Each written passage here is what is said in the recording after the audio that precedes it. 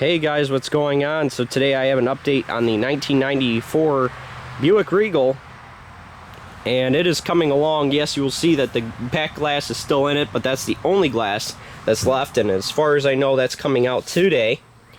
So, and you guys will be seeing this if you're watching it the same day I posted it. You're watching a basically a live update, because you're going to be seeing this today. As far as I know, I'm posting this today. So, got the cage in, got the rest of the interior pretty well cleaned out, got the center console back in, and yes, it does fit underneath that cage, surprisingly enough. Got plenty of clearance on the cage, very happy with how the cage came out. The welds, while not beautiful, I believe are going to hold. And I got a decent amount of space between my seat and the dashboard generally. And yes, even though that seat looks like it's all the way back, and it technically is all the way back into the bar, that seat has a ton of play in it for whatever reason. So I'm going to be putting a foam pad in between the seat.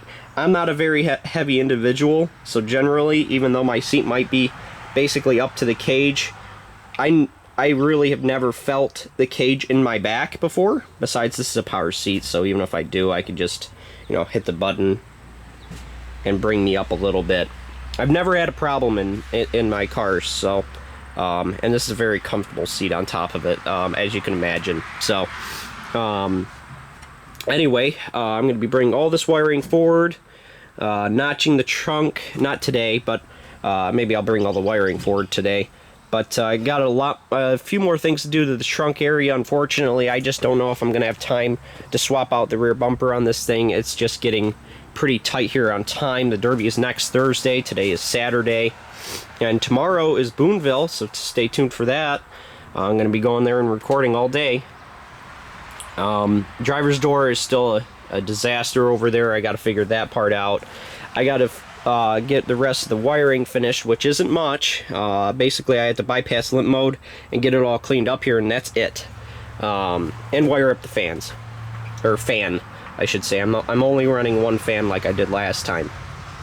Now you're going to notice something different on the front of this 3800 that is not there from the factory, but is going to serve as a motor mount. So, sorry, my allergies are really getting to me this morning. Got bottom motor mount down there that's going to be cut in half, and that will end up being just a suggestion of a motor mount.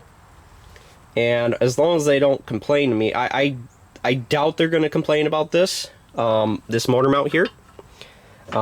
It's just another factory bolt-on motor mount that I can do. I mean, I could have done on the bottom, I could have done it there. I could have done it on the front of other W bodies there. I mean, it's just a bolt-on motor mount, and I'm going to be cutting that one out anyway, so it's not really serving as a motor mount. So basically, or a transmission mount essentially.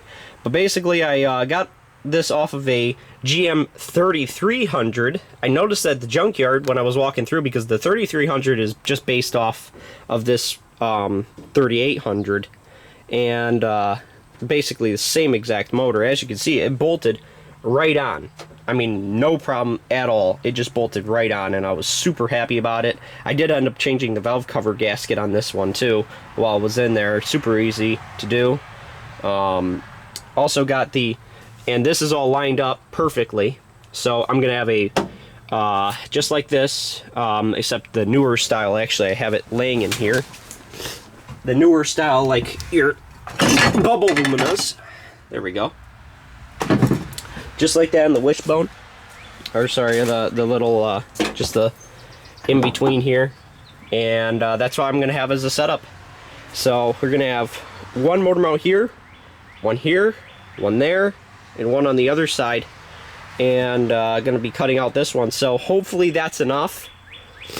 Like I said, I'm not cutting this one all the way out. I'm not taking it all the way out. I'm just going to be cutting it in half so it has room to move side to side and up and down. I think what happened is I got hit on the passenger side, or I got hit on the driver's side or something like that, and it put too much torque on the housing when it tried to lean one way or another, and that's when it snapped the housing, I believe. I could be wrong, but either way, cutting it in half should eliminate most of that stress, so it has some room to flex. And this is going to stop it from doing much more than what it does. And this is all steel. Notice that this is aluminum. This one's a steel motor mount, so this one should be even tougher than that one. And theoretically, actually, the toughest motor mount in this vehicle, because other than the one on that side, this one's also attached to aluminum housing. But today, the plan is to take care of the gas tank. I would start this thing up for you guys, but unfortunately, it's still pouring out gas. I fixed it, and then it started pouring out of another spot, so it is what it is.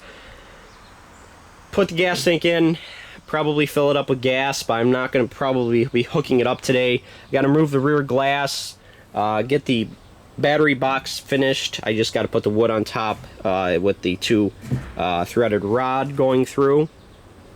And there's a couple other things I want to get done today, but that's about it. The reason why I have it in the tent is because the weather today is supposed to be questionable at best. Apparently a lot of thunderstorms gonna end up rolling through here. Hopefully my tent holds up. It's getting really rough here.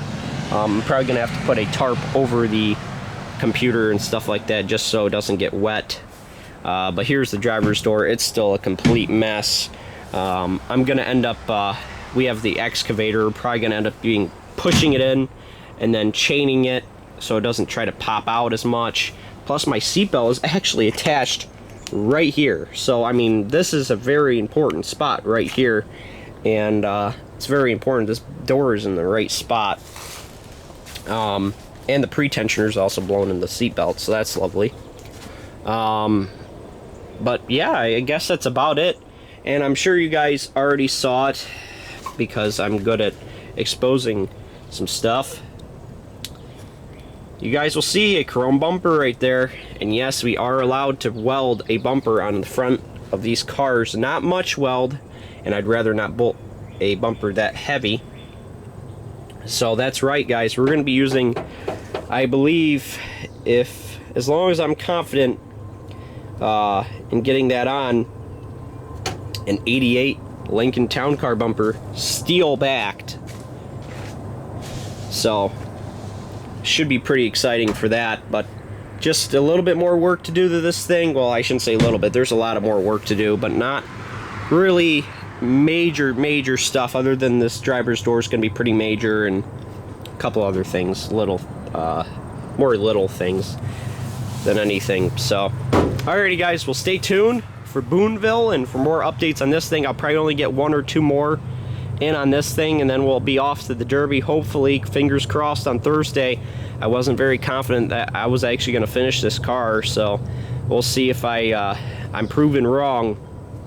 I think I'm going to end up proving myself wrong. It's going pretty well. I've built enough of these now that well, I could basically do it with my eyes closed, but we change it up just a little bit every time. So alrighty guys, like, comment, subscribe. I'll see you guys in the next video. Bye bye everybody.